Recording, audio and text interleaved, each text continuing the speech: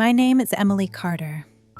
For 15 years, I was the woman everyone relied on, at work, at home, in my family, and somehow, the one nobody ever protected. This is the story of how I finally stopped fixing everyone else's problems and started saving my own life. I didn't lose everything overnight. I gave it away slowly, paycheck by paycheck, weekend by weekend, apology by apology, until one ordinary Tuesday made me realize I was disappearing, and no one noticed. I woke up at 5:42 a.m. like I always did, not because I wanted to, because my body no longer trusted me to rest. The house was quiet except for the low hum of the refrigerator and the soft ticking of the wall clock I'd bought years ago on clearance, telling myself I deserved something nice, even if it wasn't expensive. I lay there staring at the ceiling, already running through my mental checklist.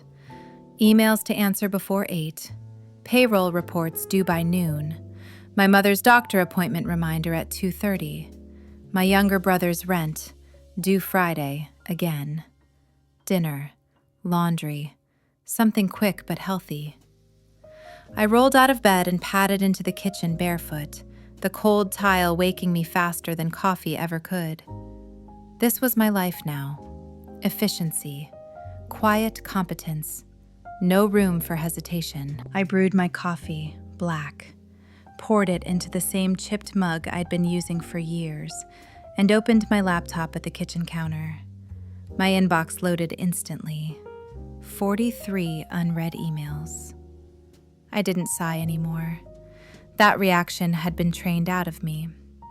I worked as an operations manager at a mid-sized logistics company outside of Chicago. I didn't have a flashy title, no corner office, no assistant, but nothing moved without me. I built the systems. I fixed the mistakes. I smoothed over conflicts before they reached upper management. When someone forgot a deadline, it somehow became my responsibility to make it disappear. When someone else took credit, I smiled and told myself it was fine. I wasn't doing this for recognition. I was doing it because someone had to be responsible. That someone was always me. By 7:15 a.m., I was dressed, hair pulled into a low bun, makeup minimal, the kind that says professional without inviting comments. I packed my lunch because buying food every day felt irresponsible. I locked the door behind me and walked to my car. My phone buzzed before I even started the engine. Mom. I answered without thinking. "Good morning," I said, already bracing. "Emily?" she said, voice tight. "Are you coming by later? The pharmacy messed up my prescription again." Of course they did. "I'll stop after work," I replied. "What time is your appointment?" There was a pause. "Well, I told them you'd be there by 3. I closed my eyes for half a second. "Mom, I have a meeting at 3. "Oh." Another pause, softer now. "Well, they'll probably see me late anyway. You can just step out, can't you?" I pictured my calendar. Triple booked, already behind. "Yeah," I said. "I'll figure it out." "Thank you, honey. I don't know what I'd do without you." She hung up before I could respond. I sat in my car for a moment longer than usual, staring at the steering wheel. Neither did I. Work was exactly what you'd expect. 2 coworkers stopped by my desk before 9, asking if I could just take a quick look at something that was very much their responsibility. I fixed both issues in under 10 minutes each. No thank you, just relief. At 10:30, my manager, Greg, called me into his office. Greg was the kind of man who liked to remind everyone he was laid back, which usually meant he delegated stress downward and took credit upward. "Emily," he said, leaning back in his chair, hands clasped behind his head. "We've got a bit of a situation." Of course we did. The Denver shipment got delayed. Again. Clients are irritated. I waited. I need you to jump in, smooth things over, maybe rework the schedule. You're good at that.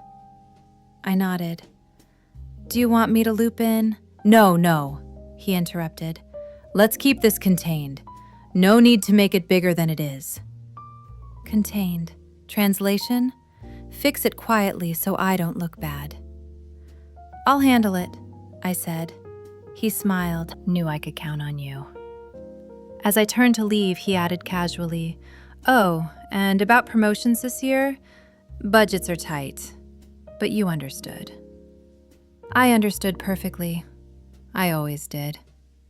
At 2:17 p.m., my phone buzzed again. My brother, Ryan. I stared at the screen for a moment before answering. Hey, I said. M, he said too casually. You busy? Yes, always. What's up? So, my landlord is being a jerk. He wants rent by Friday. I waited. I'm short, just a bit. How much? I asked, already knowing. 800. I leaned back in my chair, staring at the ceiling tiles. Ryan, I said carefully, this is the third time this year. I know, he said quickly. But you're good for it. I'll pay you back next month, I swear.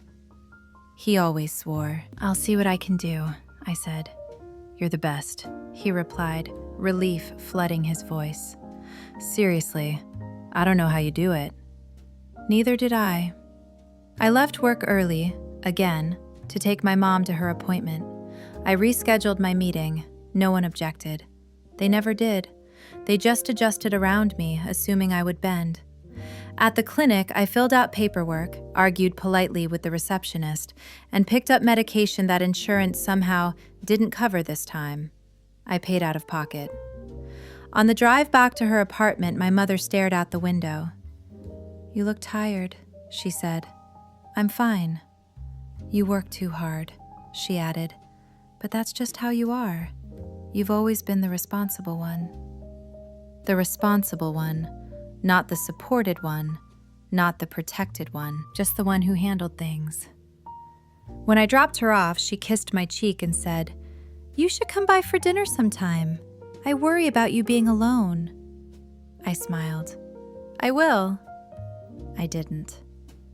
That night, I stood in my kitchen reheating leftovers and scrolling through my bank account on my phone. Numbers, bills, transfers, Ryan's rent, Mom's prescription, a credit card payment I barely remembered making. I noticed something then, something small but sharp. I hadn't bought anything for myself in months. Not clothes, not a book, not even takeout when I was too tired to cook. Everything I earned flowed outward, like I was a resource, not a person. My phone buzzed again, a work email. Greg, can you jump on a call tonight? Just want to talk through tomorrow. I looked at the clock, 8:46 p.m. I typed back, Sure. I didn't even hesitate. That scared me. The call ended at 9:37 p.m. Nothing urgent. Nothing that couldn't have waited. I closed my laptop and leaned back against the counter, suddenly exhausted in a way sleep wouldn't fix. I caught my reflection in the dark window. 38 years old. Single. No kids. A career that looked solid from the outside, and yet something felt deeply wrong. Not dramatic wrong, not explosive wrong, quiet wrong. Like living in a house where the lights are always on, but no one's home. I went to bed that night with my phone on the nightstand, volume up, just in case someone needed me. They always did. The next morning, everything looked normal, which is why it took me so long to realize it was the beginning of the end. Nothing dramatic happened at first. That was the problem. Life didn't explode. It tightened. Like a rope slowly pulling, day after day, until breathing felt optional. By Thursday, I was running on 4 hours of sleep and caffeine. My calendar looked like a battlefield, overlapping meetings, quick check-ins that lasted an hour, emergency requests that somehow always landed on my desk. I didn't complain. I never had. At work, I was praised constantly in private. Emily's a lifesaver. Emily keeps this place together. I don't know what we'd do without Emily. But when decisions were made, when raises were discussed, when promotions were announced, my name never came up. That Friday afternoon, HR sent out a company-wide email. New leadership appointments. Congratulations! I opened it casually, expecting nothing, and there it was. Senior Operations Lead, Mark Reynolds. Mark, who had been at the company half as long as I had. Mark, who forwarded problems instead of solving them. Mark, who asked me for help at least twice a week. My chest tightened. I scrolled. Nothing else. No mention of me, no acknowledgement, no explanation. I stared at the screen longer than necessary, waiting for the familiar voice in my head to justify it. Budgets are tight. Titles don't matter. You're indispensable where you are. Indispensable. Another word for stuck. Greg walked past my desk an hour later and clapped his hands together. "Big change is coming," he said cheerfully. "Exciting times." I smiled automatically. "Congrats to Mark," I said. "Yeah," Greg replied. "He's got leadership potential." He didn't look at me when he said it. That night, Ryan came over unannounced. I heard his knock just as I was getting out of the shower, hair still dripping, robe barely tied. He grinned when I opened the door, like he was doing me a favor. "Hey, Em. Thought I'd swing by." "Did you text?" I asked. "Nah," he said, stepping inside anyway. "Figured you were home." Of course I was. He dropped onto my couch, kicked his shoes off, and grabbed the remote. "So," he said, flipping through channels, "about the rent thing." I felt something in my chest tighten again. "I haven't transferred anything yet," I said carefully. He paused the TV and looked at me, surprised. "Oh, I thought you said you'd handle it." I said I'd see what I could do. He laughed lightly. "Same thing." I sat down across from him, still damp, still tired. "Ryan," I said, "I can't keep doing this." His expression shifted, not to concern, but annoyance.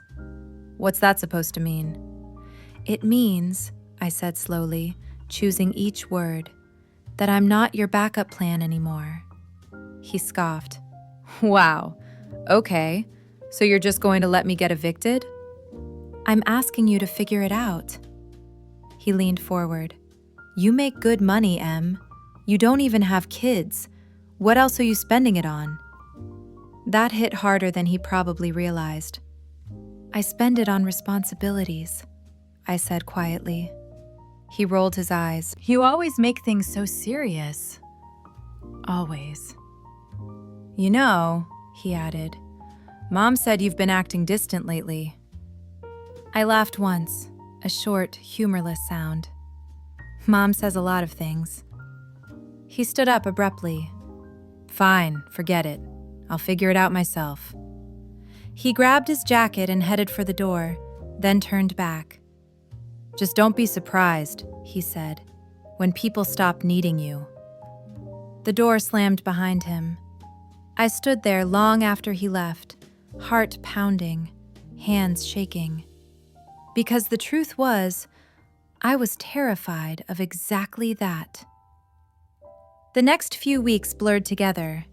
Mark started leading meetings, which meant he asked me to prepare the data, the talking points, the contingency plans. Then he presented them. Greg praised his initiative. I swallowed my frustration and kept working. At home, my mom called more often, sometimes twice a day, sometimes just to talk, sometimes to remind me of things I hadn't agreed to yet. I told the plumber you'd be there Saturday. I mentioned you might help me look at my finances. You don't mind driving me to my cousin's birthday, right? Each time, I felt myself folding inward, not breaking, bending.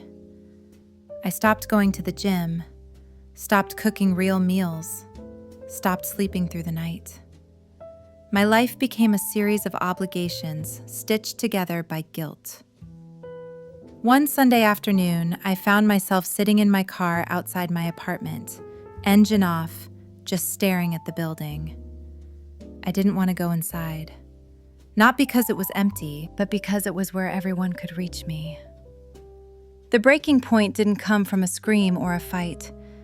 It came from a meeting, a quarterly review. Greg sat across from me, hands folded, wearing the same practiced smile. "Emily," he said, "I want to be honest with you."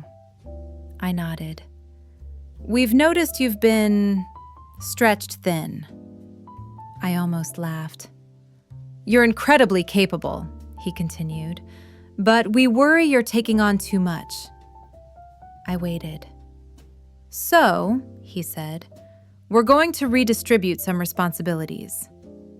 Relief flickered, briefly. "To Mark." Of course. "But," Greg added quickly, "we'll need you to mentor him closely through the transition." My mouth went dry. "And the promotion?" I asked before I could stop myself. Greg blinked. "What promotion?" "The one Mark got." "Oh," he said lightly. "That wasn't really a promotion, more of a title adjustment." "Will my title be adjusted?" I asked. He smiled sympathetically. "Let's revisit that next year." Next year. Always next year. I walked out of his office feeling hollow. Not angry, not surprised, just invisible. That night, my mom called again. I let it ring, then again, and again. On the fourth call, I answered. "What's wrong?" I asked, already exhausted. "Emily," she said, voice shaky. "I fell." My heart jumped. "Are you okay?" Yes, she said quickly. "Just bruised, but the doctor says I shouldn't be alone tonight." I closed my eyes. "I can come by," I said. "I knew you would," she replied, relief flooding her voice. "You're such a good daughter." I grabbed my keys. As I locked the door behind me, something inside me whispered, "Who is taking care of you?" I didn't have an answer. Not yet. That night, sitting on my mother's couch while she slept peacefully in her bedroom, I stared at my phone. An email notification popped up. From HR. Reminder, employee wellness resources available. I almost deleted it. Instead, I opened it, and for the first time in years, I read something slowly. The email sat open on my phone long after the screen should have gone dark. Employee wellness resources, counseling, burnout support, anonymous hotline. I'd seen versions of it before and ignored them every time, because those were for people who were struggling. And I didn't struggle. I functioned. That night, on my mother's couch, listening to the rhythmic sound of her breathing from the next room, I realized how thin that distinction had become. I wasn't falling apart. I was disappearing. Monday morning, I didn't wake up to my alarm. I woke up because my chest hurt. Not sharp pain, not the kind you panic over, but a tight, heavy pressure that made it hard to take a full breath. For a few seconds, I just lay there, staring at the ceiling, heart racing. "You're fine," I told myself. "You're just tired." That explanation had worked for years. I showered, dressed, drove to work. I always did. At my desk, I opened my laptop and stared at the screen. Nothing made sense. Words blurred. Numbers refused to stay still. My hands hovered over the keyboard, waiting for my brain to catch up. It didn't. Mark stopped by mid-morning. "Hey, Emily," he said, cheerful as ever. "Quick question." Of course. "I'm supposed to present the Q3 projections to the exec team this afternoon, but Greg said you might already have a cleaner version?" I looked at him. Not angrily, not defensively, just blankly. "I haven't finished it," I said. He frowned slightly. "Oh, I kind of assumed—" "I know," I replied quietly. He laughed awkwardly. "Well, no worries. Just send it when you can." When I can.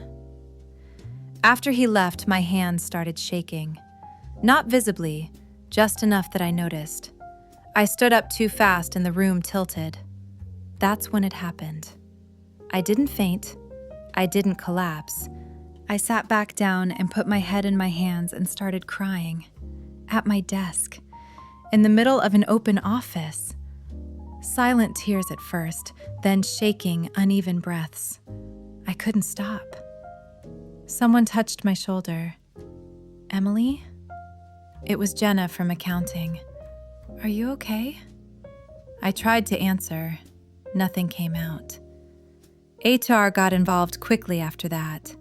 I was guided into a small conference room, handed tissues, water, soft voices asking careful questions.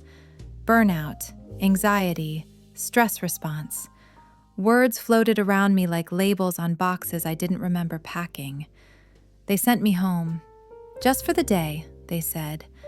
But when I walked to my car, keys heavy in my hand, I knew something had shifted. I had cracked. I didn't go home. I drove aimlessly for nearly an hour before pulling into a grocery store parking lot and just sitting there. My phone buzzed. "Mom." I let it ring. Ryan texted, "You okay? Mom said you didn't answer."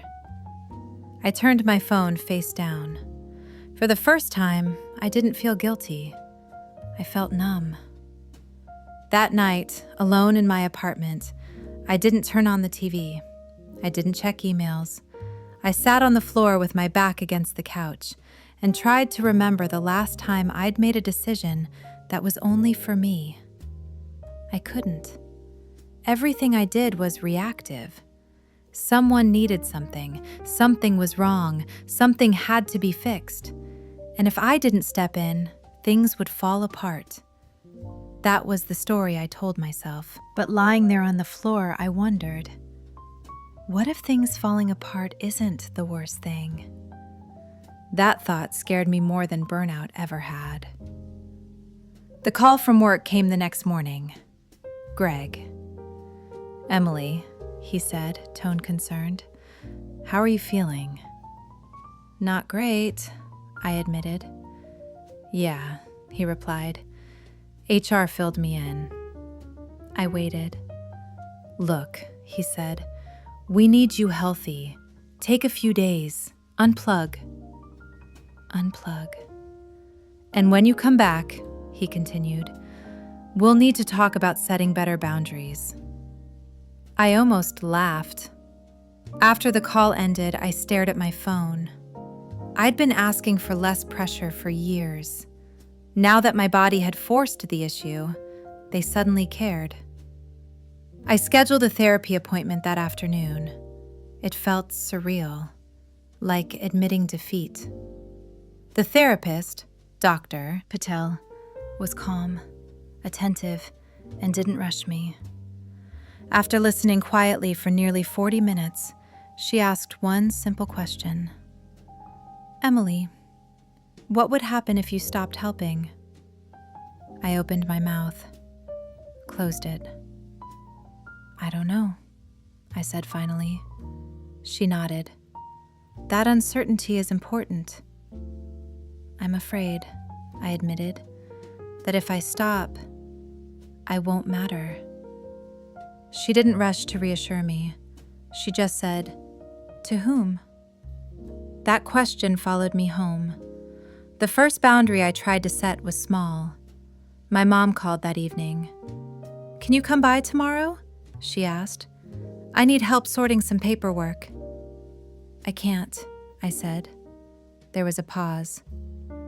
"You're not working tomorrow," she said carefully. "I'm still not coming," I replied. Another pause, longer this time. "Well," she said, voice cooling, "I guess I'll just struggle through it myself." The familiar guilt rose in my chest. I didn't back down. "I hope it goes smoothly," I said. When I hung up, my hands were shaking, but the world didn't end. Ryan was next. He showed up again unannounced 2 days later. I didn't open the door. I watched through the peephole as he knocked, then knocked harder. "Emily," he called. "I know you're home." I stayed silent. He texted, "This is messed up." Then, "You're really changing." I thought about replying. I didn't. The hardest boundary was work. I went back after 3 days. Greg called me into his office. "We need to talk about expectations," he said. "Yes," I replied. "We do." I told him, calmly, clearly, what I would no longer be doing. No more unpaid overtime. No more covering for other people's mistakes. No more being the invisible fix. He listened, and then he frowned. "This feels sudden," he said. I smiled faintly. "It isn't." The meeting ended without resolution, but I felt something I hadn't felt in a long time. Grounded. That night, my phone lit up again. Mom, Ryan, a missed call from an unknown number, and then a message from HR regarding role restructuring. I stared at it. This was it. The moment where choosing myself would cost something real. I didn't open the message yet. I took a deep breath.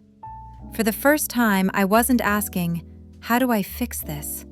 I was asking, "What am I willing to lose to finally live?" I opened the email from HR at 9:12 p.m.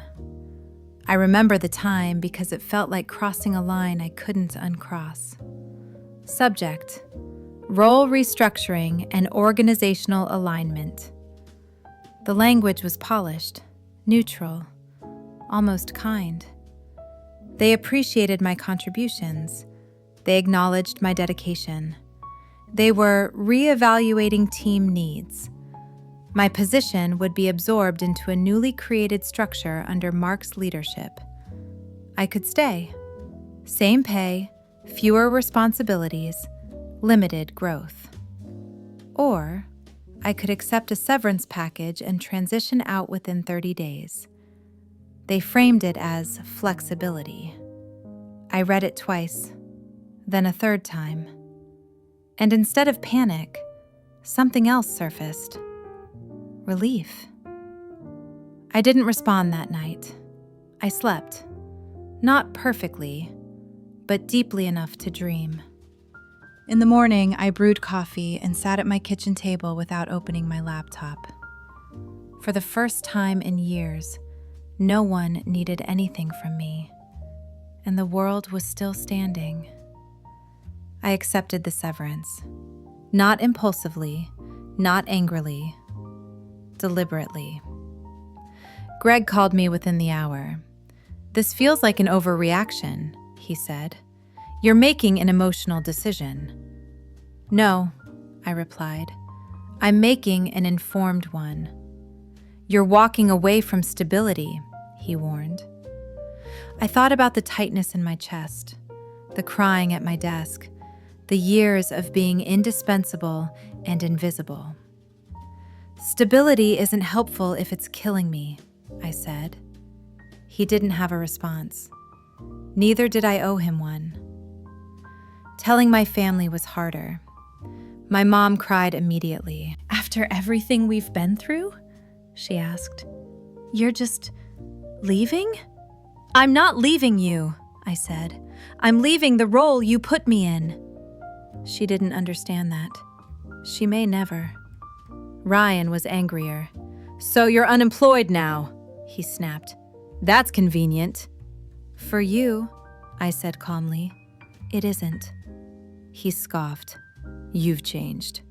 "Yes," I replied, "on purpose." That conversation ended something between us. I didn't chase it. The first weeks were quiet, unsettlingly quiet. I updated my resume, met with a career coach, took walks in the middle of the day. I learned how loud my own thoughts were when no one was drowning them out. I learned how uncomfortable it felt to rest without earning it. And slowly, almost reluctantly, I learned how good it felt to choose. 3 months later, I accepted a role at a smaller company. Less prestige, less chaos, more respect. The interview process was different. They asked what I needed to succeed. They listened. I set boundaries before my first day, and they didn't argue. My mom still calls, less often. She's learned that I won't always answer. Ryan figured things out on his own, not gracefully, but independently. That was his journey, not mine. My life now is quieter. I sleep, I eat real meals, I say no without apologizing. I'm still reliable, just not at my own expense. And here's the truth I wish someone had told me sooner. Being needed is not the same as being valued. Being useful is not the same as being loved. And setting boundaries doesn't make you selfish. It makes you real. Walking away didn't make me lose everything. It gave me back myself.